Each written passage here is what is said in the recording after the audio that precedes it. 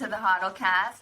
Today we have a very, very special guest, Gregg Braden, who, I've been a huge fan of yours, Mr. Braden, for years. I attended one of your workshops in Halifax, Nova Scotia back in 2014, and when I was thinking of how to introduce you, I think Deepak Chopra did a good job. He said you're a rare blend of scientist, visionary, and scholar with the ability to speak your mind and touching the wisdom of our hearts. And you're also a 5-time New York best-selling author, scientist, international educator, renowned pioneer, emerging paradigm-based science and social policy and human potential.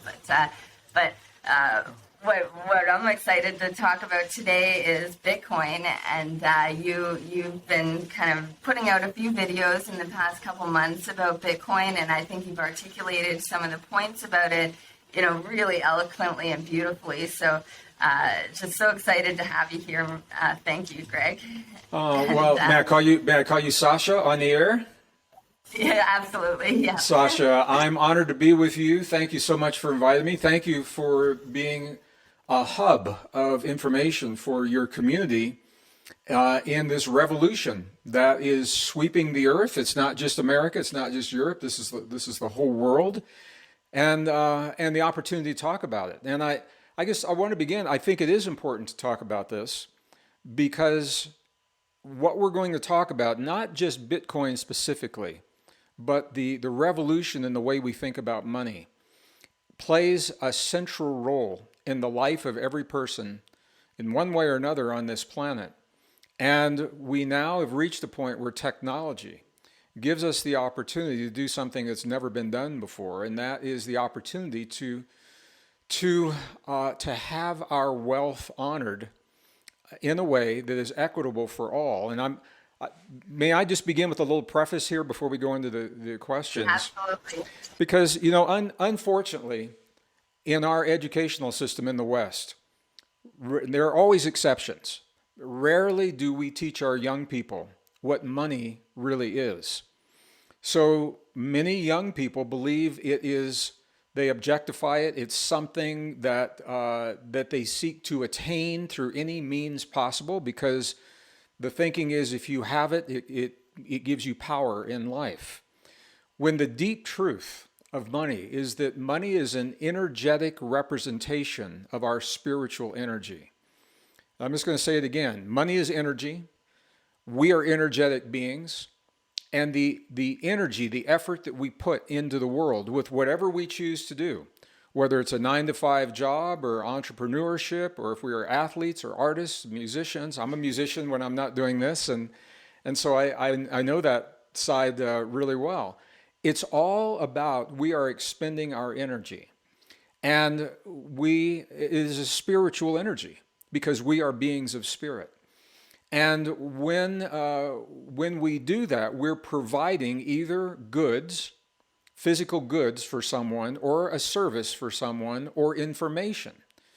So what money really is all about, it is an exchange and a way of honoring our ability to provide to our community, to our family, or to the world, goods, services, or information. And the money that we receive from that has to have very specific properties so that it can be recognized and stored and utilized at some future time. Now, our young people aren't taught these principles, so they think a piece of paper, a dollar bill, is money, and it has always been a problem. It's becoming more of a problem now because there is a revolution on our planet right now to change the way we think about. There's actually a battle on our planet for the way we have been taught to think about money. The centralized powers, sources of power, central banks and governments are trying to prop up a failing monetary system. And we're all seeing that in our lives, and we can talk about that here on the program. The system is buckling, it's collapsing, it's broken, it is unsustainable, and they're trying to prop that up. At the same time, we are a technological society, And we now have a technological solution, a nearly perfect technological solution for money in our world. The catch is that it takes away the power of the centralized authorities, of states, of governments, and that's the battle that's playing out. And because that battle is playing out, we are witnessing in the mainstream media pushback with false narratives and misinformation, frightening people away from the very source of financial expression, money, that allows us a level of freedom in a free society that we've never seen in the past. And Bitcoin represents one piece of that. There's more, it's all about blockchain technology and cryptocurrency. And I'm not saying all cryptos are good, but this is what we're seeing right now. So I just wanted to lay a little context as we go into this today, because it's very current. It's in the news.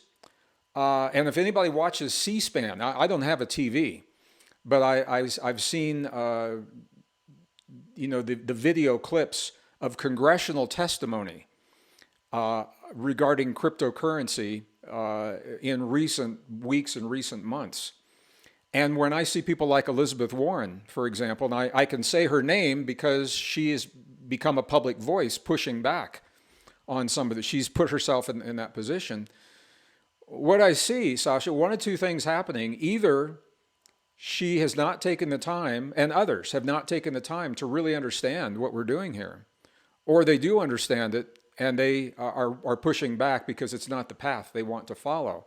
Because the information that was shared in the congressional testimony reveals how little is really known by those people. And in all fairness, it's a new technology. This is so new. We're on the ground floor. I'm not surprised that people are trying to treat Bitcoin like a stock, for example, that you buy and sell like a stock and you watch the price like a stock. But it's not a stock. And the Securities and Exchange Commission has ruled officially that Bitcoin is an asset. And an asset is different than a security. It has different implications, and it's used differently. So I'll stop there. I just wanted to kind of lay that foundation. And this is a dance, and I am really comfortable for you to lead this dance, and I'm honored to follow where this dance goes. Thank you for that great overview of everything. When I first heard you talking about Bitcoin, I was hoping you were going to, get it all. So many people, when you hear them the first time talk about Bitcoin, for the first time, I've been in the space since 2014 or so, and a lot of people come in and start talking about it, and some just get it and get all the merits of why it's the future, why it's such a great technology, and you are one of those that just you see all the advantages. Well, may I speak to that just for a moment? I think through this conversation we'll probably end up covering whatever questions that you have. Yeah. Just from a purely philosophical perspective, our spiritual energy that we expend every day in our lives, and we're rewarded for, when we put that into a currency that has nothing backing the currency. The US dollar, I know your viewers know this, since 1971 was decoupled from gold as a peg. It was the term was it was pegged to an ounce of gold. $1 was equal to an ounce of gold. In 1971, when that ended, the US dollar became what is called a fiat currency. And it literally means, the word fiat literally means by decree. It just means somebody said this piece of paper has value, even though there's nothing backing it other than the belief that that paper has value, or the trust in the institution or the government.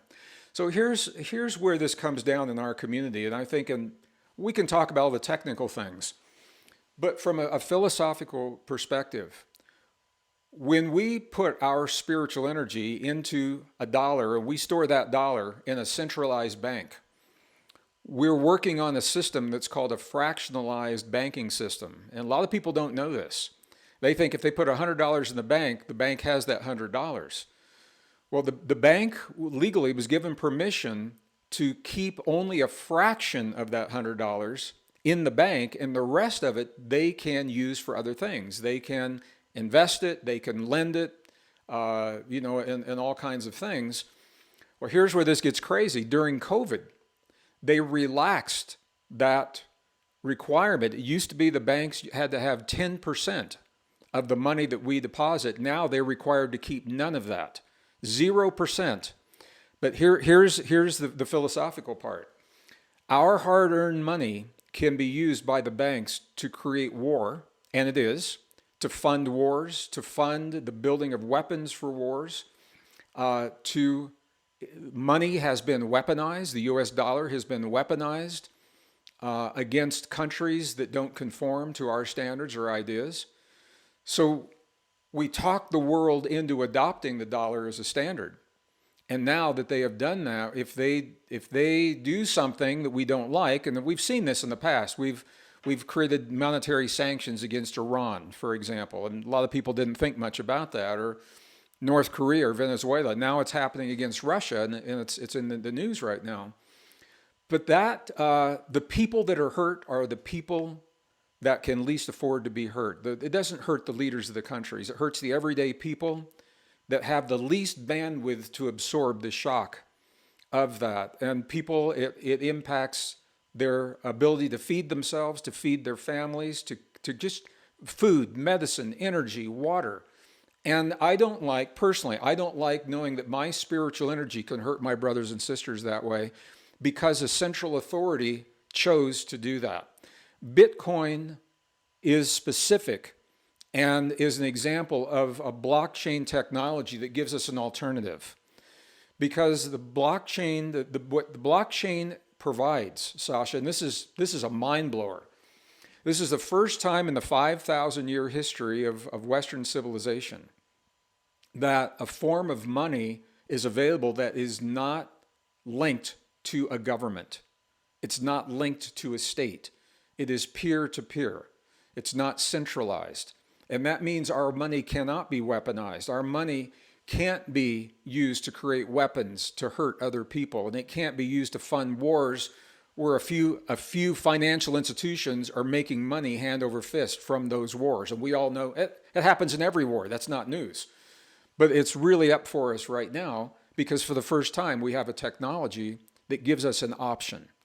So this is why I think you're seeing so much, it's called FUD, F-U-D, fear, uncertainty, and doubt, being threaded through the mainstream media, because they're trying to instill in the mainstream, in the public, the fear of this new technology so that people won't adopt it. And it's being adopted so quickly by nations. El Salvador, of course, was the first, and all eyes on El Salvador. Last week, 40 nations gathered in Central America with El Salvador to talk about adopting the Bitcoin as a recognized unit of currency. So, of course, the major institutions are buying it. The big fund companies are buying it. So it's not going away. And I think this is what's so interesting. So when we talk about money, what our young people don't know is that there are parameters that the economists say there are parameters that real money must adhere to. And I listed 5 of them in a recent program I did. The definition of money is it must be durable, it must be portable, it must be divisible, uniform, and scarce. So when we say durable, it's got to be something that holds up and lasts. Of course, paper money has a shelf life, a limited lifespan. Portable, that is, how easy is it to take $1 million in cash and cross a border, from one country to another? And people recently saw this in Ukraine as they were forced to flee quickly. Divisible, the dollar is divisible to 100 cents equals a dollar, to a certain point. Uniform, a dollar is certainly uniform, but here's the kicker: scarcity. It only has value when it becomes scarce. And what is happening now, the US dollar is the least scarce of our forms of money, because they are printing at the rate of about $120 billion every 30 days, pumping that money into our financial system. And people say to me, what's the big deal? And the big deal is that dilutes the money that is in circulation, driving the value down so that the purchasing power becomes less and less and less. So from 1913 until now, we've lost over 90% of the purchasing power, and that's showing up as inflation. So when it looks like things cost more, that's one way of thinking about it. But what's actually happening is the dollar is worth less. So it takes more dollars to purchase the same thing. It looks like it costs more, but the reason is because the dollar's lost its value. So our governments are devaluing our currency, and that's something that cannot happen with Bitcoin. They're devaluing it through inflation. Arbitrarily. They are devaluing it through interest rates, manipulating interest rates.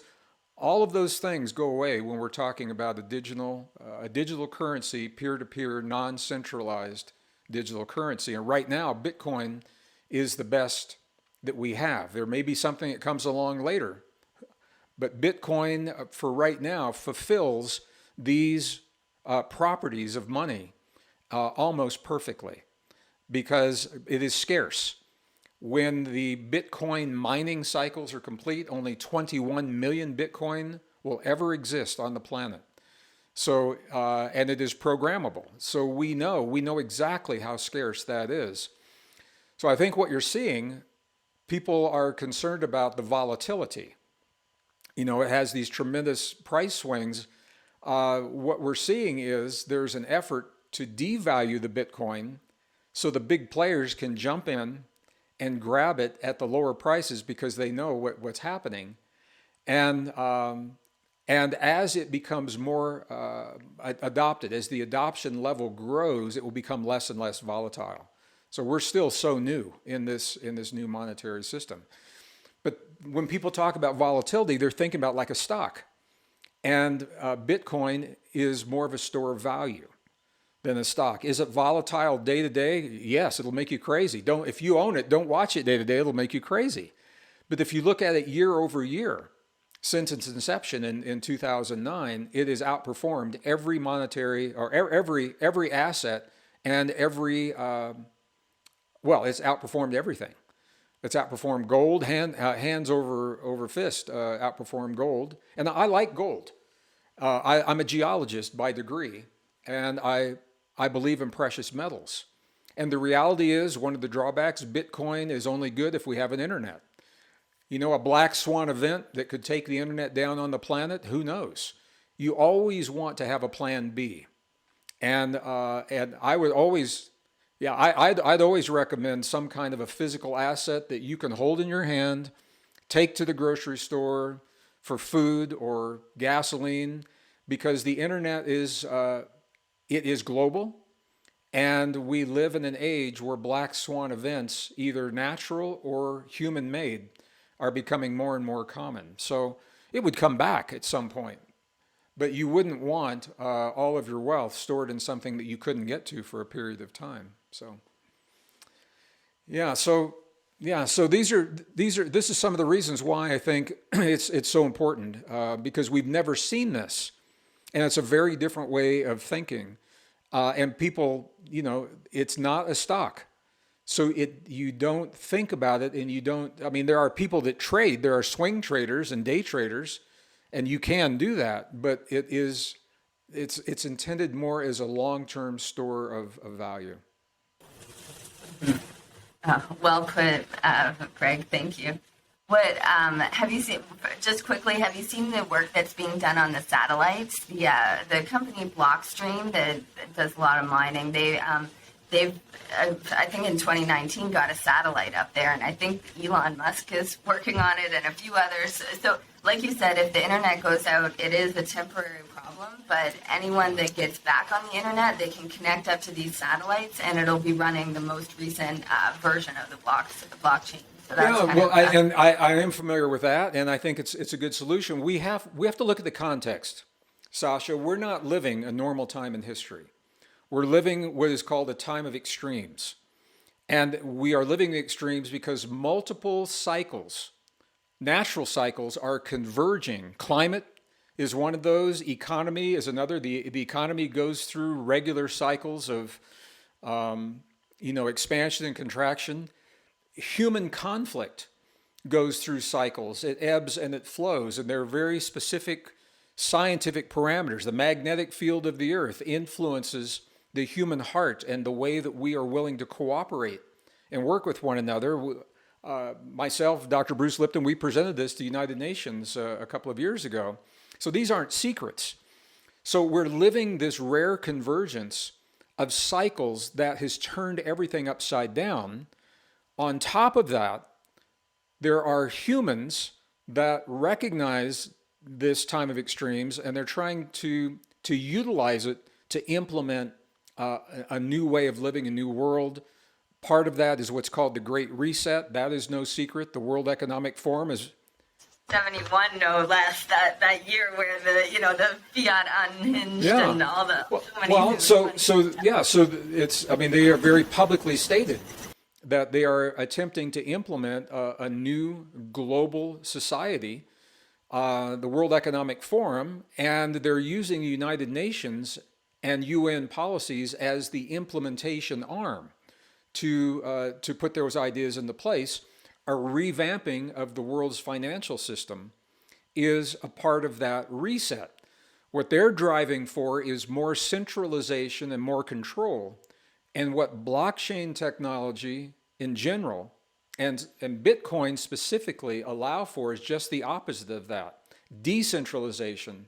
And where there is no control over borders, Bitcoin doesn't know about artificial borders.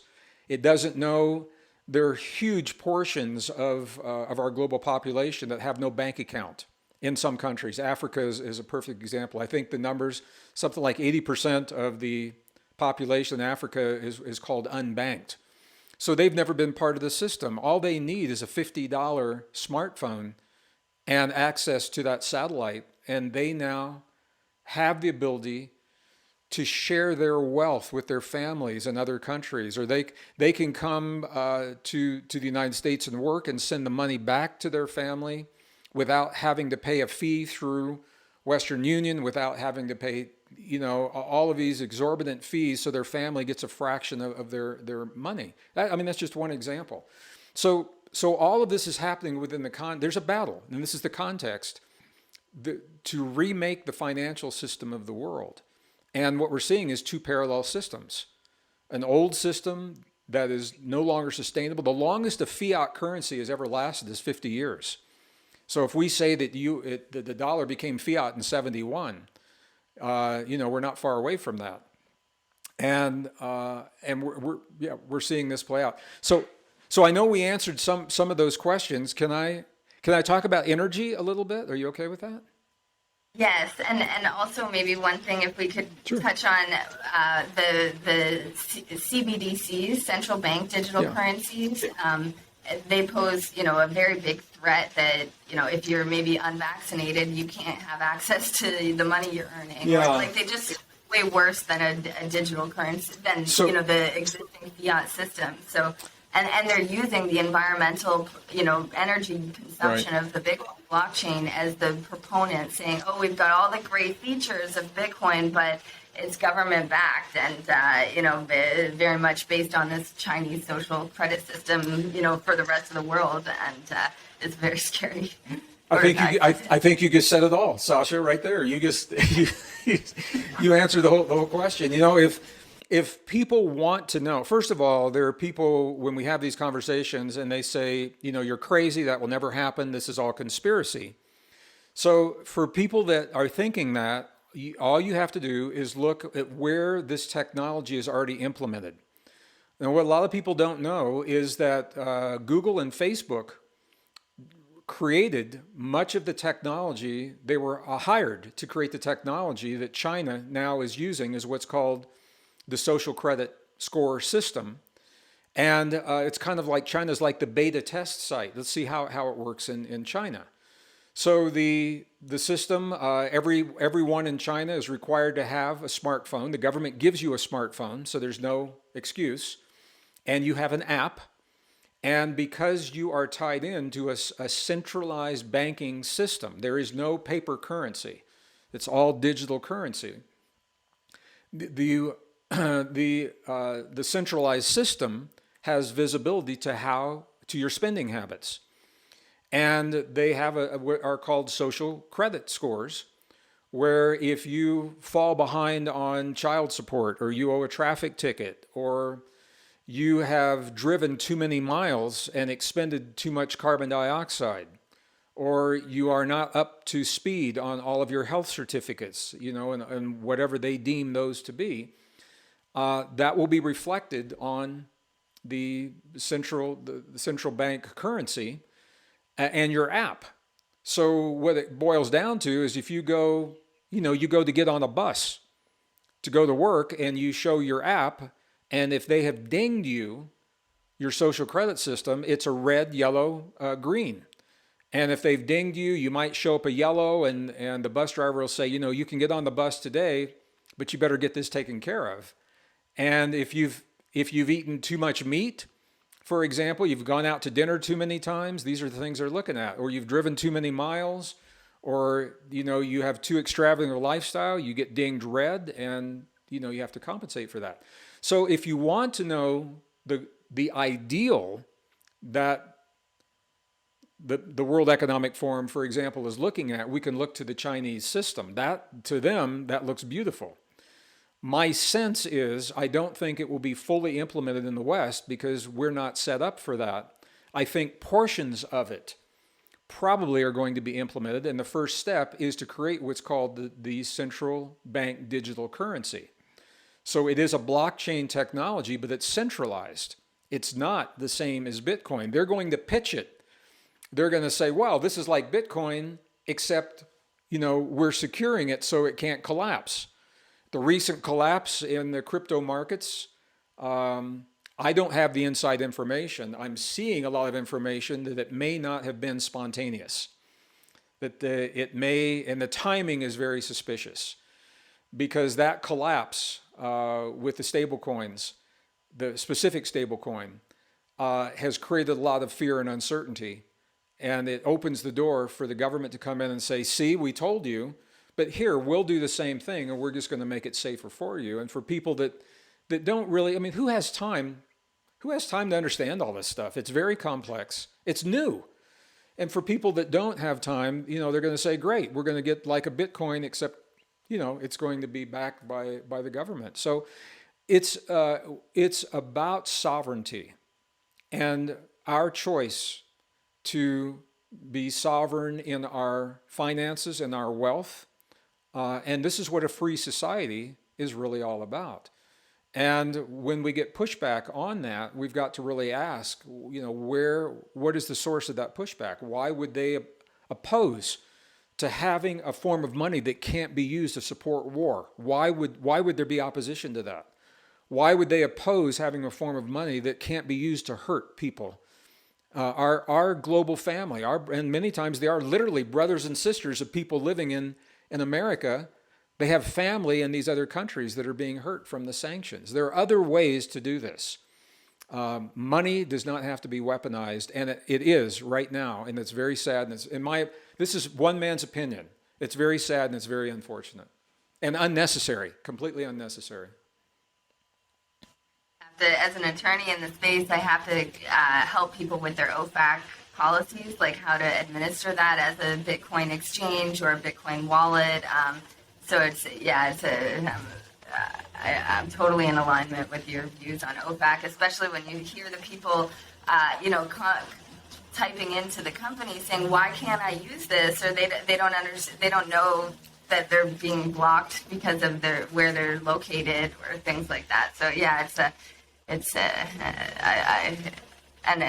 just the everyday people that are, they're not really the risk that. Anyway, it's a whole nuanced topic. But, well, maybe we should do a part two at some point. But This is always true.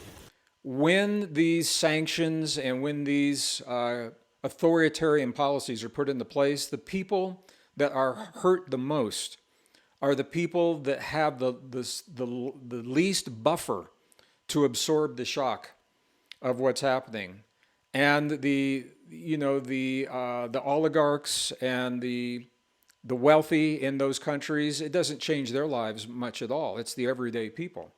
So do we have time? Can I talk about the energy aspect of this a little bit? Absolutely. I want to I, honor your time and your podcast and your community, my but time is free. I know we had the. Please talk about it. Yes. well, I spoke a little bit longer in the beginning than I thought I was going to, just to lay a foundation. And you asked me specific. I want to talk. Okay, this all comes from the congressional testimony. And it's not only Elizabeth Warren. She was one that is very vocal and very public about these things. And others are saying the same thing.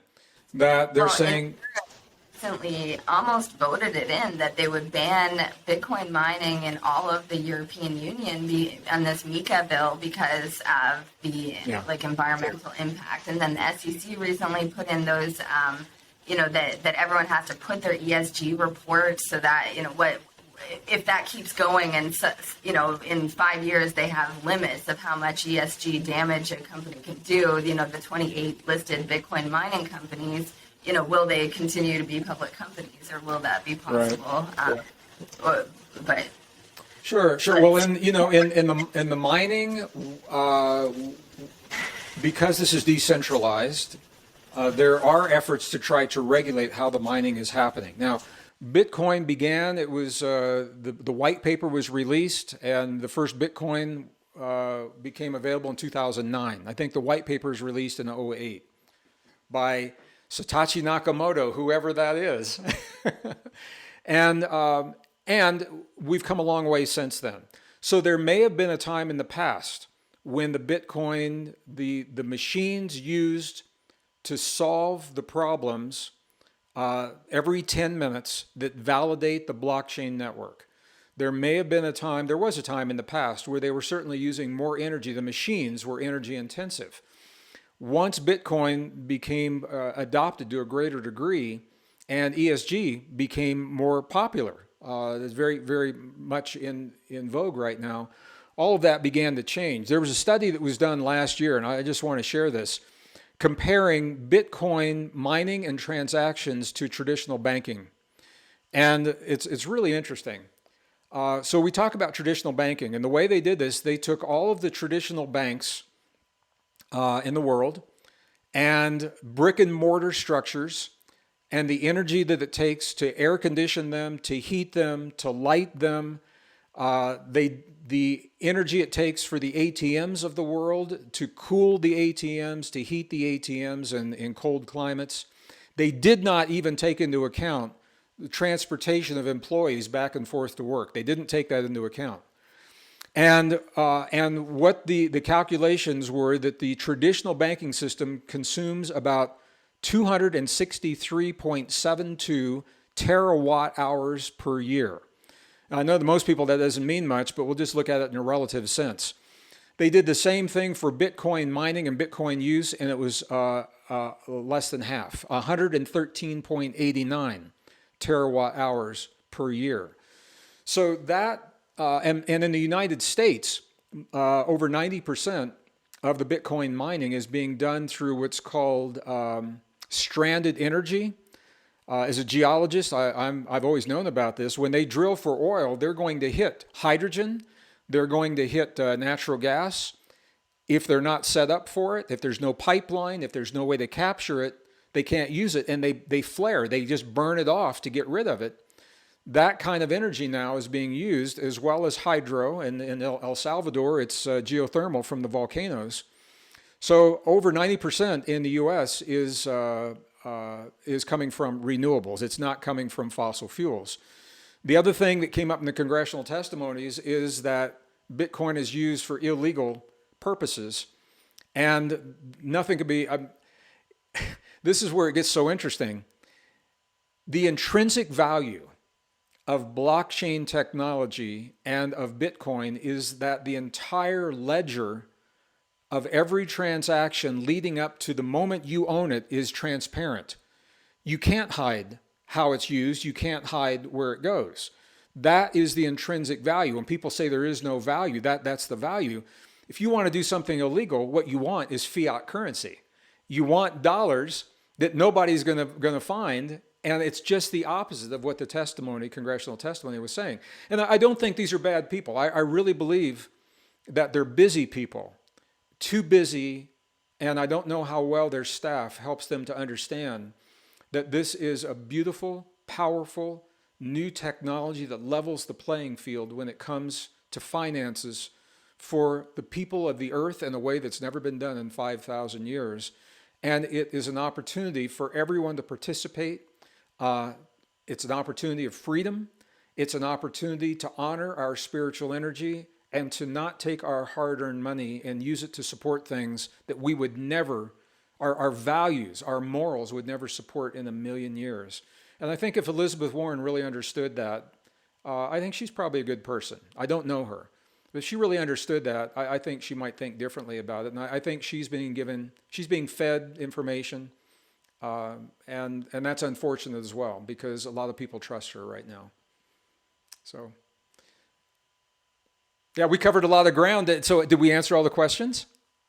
Well, I was going to ask you a little bit about the simulation theory Sure. that I've heard you talk about, and where Bitcoin could play a role in that. I guess it's just what I heard you saying about the simulation in a previous video was that there's a way of asking, if we are in a simulation theory, and I think the science is starting to prove that, but there's a way of asking from within. Like, you probably can explain it a lot better, but I was thinking, can we just ask for Bitcoin and we'll get more Bitcoin, or or can we ask for world peace and get that? Or if everyone knows about it and knows how to ask, can we get a healthier, happier, more coherent society? Well, it's a very complex.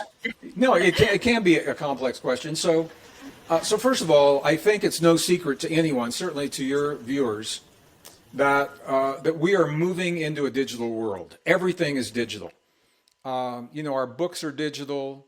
Music is all digital now. I recently rented a car in an airport, and I brought my favorite CD, and there was no place to put my CD.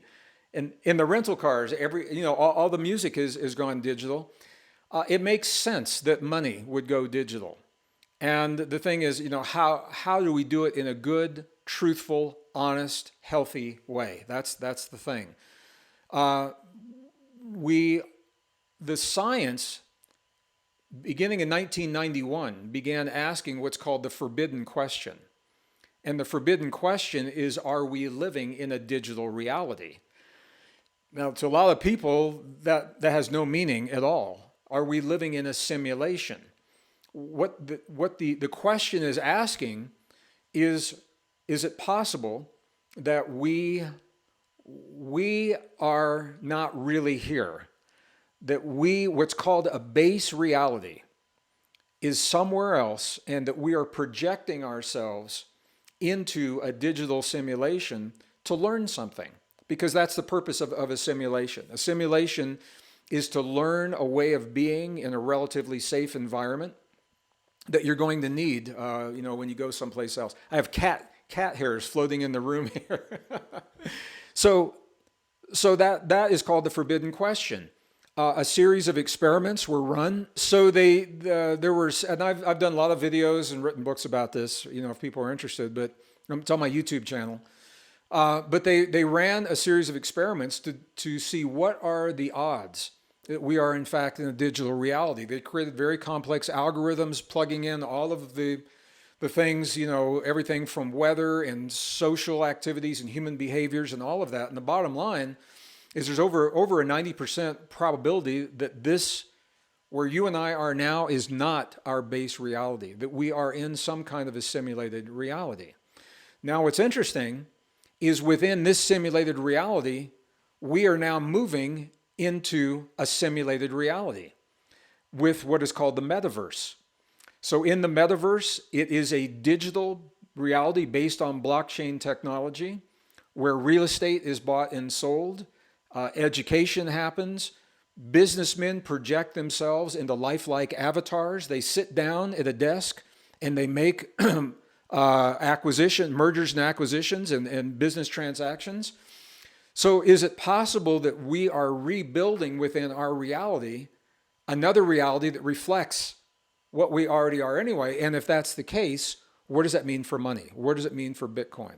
Well, in a digital reality, the way that it functions is that the digital reality, it reflects what you give it to work with.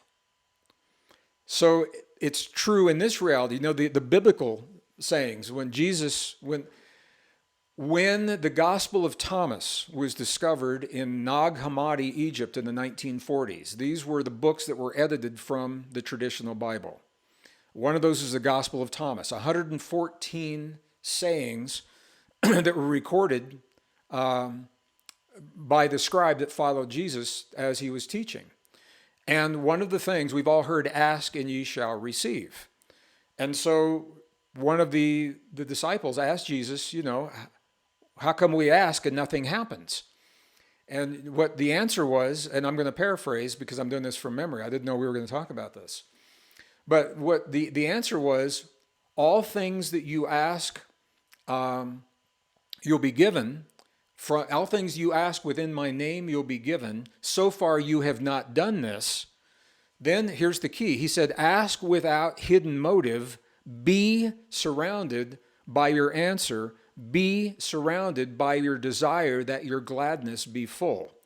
So the takeaway from that, and we could have a whole conversation on this, but without religion aside, simply the principle that is being identified is a quantum principle.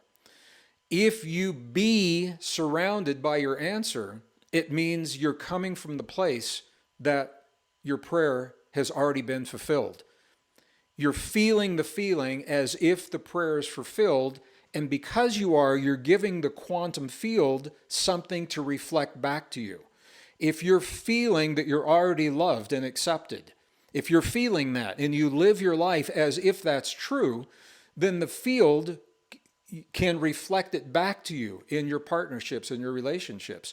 If you live your life feeling from an abundance mentality, that the world doesn't hate you, the world isn't out to get you, that we don't live in a world of survival of the strongest, we live in a world based in cooperation. That's what science tells us. If you're feeling that feeling, now you're giving the field something to give back to you. We're taught to focus on the things we don't have. We're taught to focus on the lack and the unfairness. And when we hold that vibe, when we hold that attitude and that perspective, that's what we're feeding the field, and the field just keeps giving it back to us. We're never taught that. And if we're not taught that, it leads to a sense that the world is unfair, that nature doesn't like us, that we live in a dog-eat-dog world, and that it is survival of the strongest, and it's used to justify any action necessary to get what we need. Unfortunately, we see that on the corporate level. We see it on the social level. We probably see it among our friends and family who are good people, just have never learned about this fundamental principle. So this is very different than asking. We've been conditioned to ask, please give me these things. Please give me Bitcoin. Please give me my health. And when you ask for something to occur, you've just told the field it's not there in the moment that you're asking. Think about that. Because if it were there, you wouldn't be asking. So when you say, please let these things happen, you're telling the field that they're not there right now, and the field will affirm that. Now, there are always exceptions, and there are modalities of prayer where, and we've all done this, where we feel helpless in a moment in time, and we say, dear God, please, let me get to the next gas station in the desert before I run out of gas, 100 miles from the nearest anything, or we've all done those kinds of things. And that's a different kind of prayer. They're called prayers of supplication. And they have it's like a toolbox. We have a toolbox of how we interact with our reality. Sometimes we use prayers of supplication. Dear God, please help me with this. Where our greatest levels of mastery come from is what we find in the Gospel of Thomas. Be surrounded by your answer. Be enveloped by your desire so your gladness may be full. So that there's a whole workshop in that, because some people will say, if you feel like it's true, even though it hasn't happened, you're fooling yourself. That's the old thinking. But that's not quantum. And so this opens the door to understanding quantum principles. And to honor you in our podcast, I don't know how deep we want to go into that, but I wanted to expand enough so that people know where these come from. It's a good question, Sasha. Thank you. Well, I've had the benefit of listening to many of your videos, where some of our listeners might have some catching up to do. But I welcome. Maybe you could let them know where to find you. You know what? I mean, they're certainly welcome to listen to mine. And I'm a scientist. I talk about it from a scientific perspective. But if you want a non-scientific perspective from a man that I had so much respect for early in the 20th century, his name was Goddard Neville. And you can read the work of Neville, Neville. You can go on to Amazon, any of Neville's work. And he, in very accessible terms, he was a brilliant, beautiful man, very accessible terms, talks about, it gives a lot of case histories and stories in his life of people that have seemingly been faced with the impossible in terms of health or finance. And I mean, a perfect example, there was a husband and wife, they had grandkids, they wanted to be surrounded by their kids and their grandkids in their later years. They had nowhere to do that. There was a house that went up for sale down the street from them. They had no money, they couldn't afford it. They read Neville's work. Neville said what Jesus said, be surrounded by your desire. So every night they began feeling the feeling, using all of their senses. What would it feel like to have all of the grandkids and all of our kids here? What would the house smell like when we're cooking bacon in the morning and that bacon scent fills the house, or the smell of coffee? What would it sound like to hear the laughter of our children and our grandchildren because they're having so much fun? And a week later, that house was for sale, went into foreclosure, and because they were neighbors, they gave these people a break and they bought the house. And that's just one example. And you say, maybe it's just a fluke, and you could, except it happens so frequently that you have to say there's consistency. There's something to this. And this is how I think, Sasha, we come to the deep truth of our relationship to the world around us. Science will have to catch up with the miracles, because the miracles are simply the science that hasn't been discovered yet. So you don't have to wait for the science. You don't have to read it in the textbook. You don't have to be taught in a classroom. Live the principles, and Neville describes them beautifully. I describe them in almost every book. I have a book called Secrets of the Lost Mode of Prayer.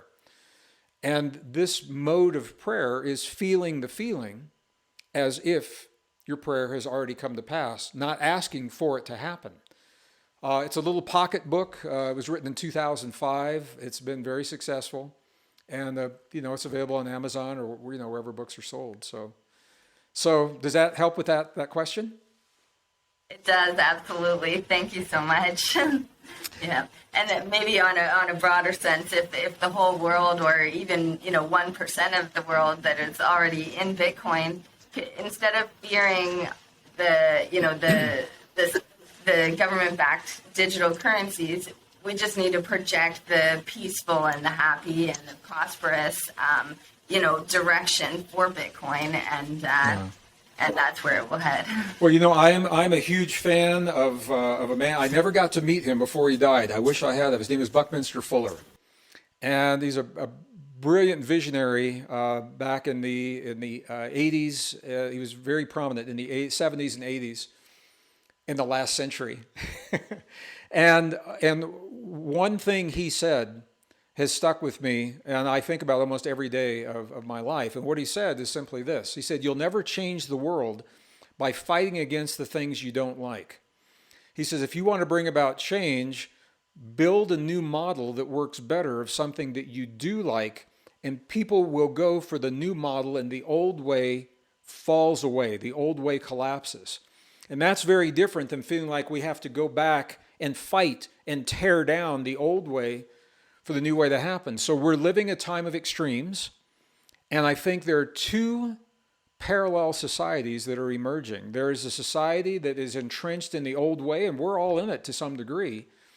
But I think the thing to do is let the dollar go through the gyrations. Let the interest rates do what they do. You know, we're watching a collapse of the markets right now. We're seeing it happen. At the same time, build a parallel system in your own life. Build your own parallel financial system based on something you feel good about. And if that happens to be Bitcoin, so be it. If it happens to be something else, so be it. Maybe it's physical gold. Maybe you feel better with that. But build your own parallel financial system, fully acknowledging we all have to be in the old system to pay the bills and all of that. But when it comes to where you're storing your spiritual energy, your retirement, your wealth, your education, put it in a parallel system. And I think what will happen is, and it's not going to take long. We can't continue like this. Something's got to give. As that old system buckles and collapses, you don't have, in that moment, you don't have to scramble to reinvent the wheel. In that moment, you say, that's unfortunate. Maybe I lost a little bit, but now I've got my parallel system that's based in solid technology that fulfills all of the properties of money and reflects our morals and our values that I think we all feel in our hearts, which the current fiat system does not do. So I don't know where else you would like to go with all of this, but I know we went longer. I hope I didn't. I want to honor your podcast community. So what I want to say to the community right now, I want to thank you all for all you're doing to help this to be a better world. Thank you for allowing me a little bit more time than we'd planned to flesh out some of these ideas. And Sasha, thank you for your vision and your dedication and your passion for doing what you're doing and bringing this information to your community. And this is how it happens. This is how it all happens. Thank you so much, Greg. And where can people find you, or where should they go to hear more? They can find me here in this little studio.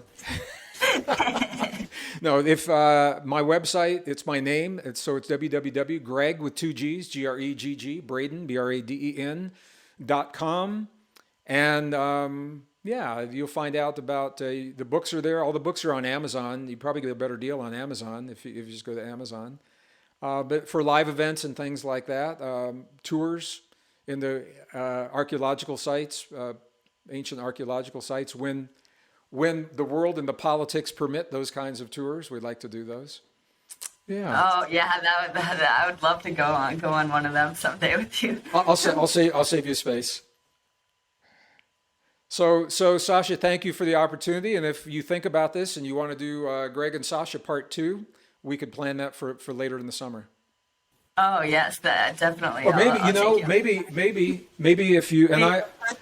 Well, I'm going to apologize. We have a delay, and I'm speaking over some of your questions, and I apologize for that. But if after this airs, and you have questions that come in from your community, we could do maybe just answer the questions. We could do it that way. Yeah, that would be great. Be a lot of fun. Awesome. Thank you. I'll stop the recording here, but I'm Thank sure you so much. I really appreciate it.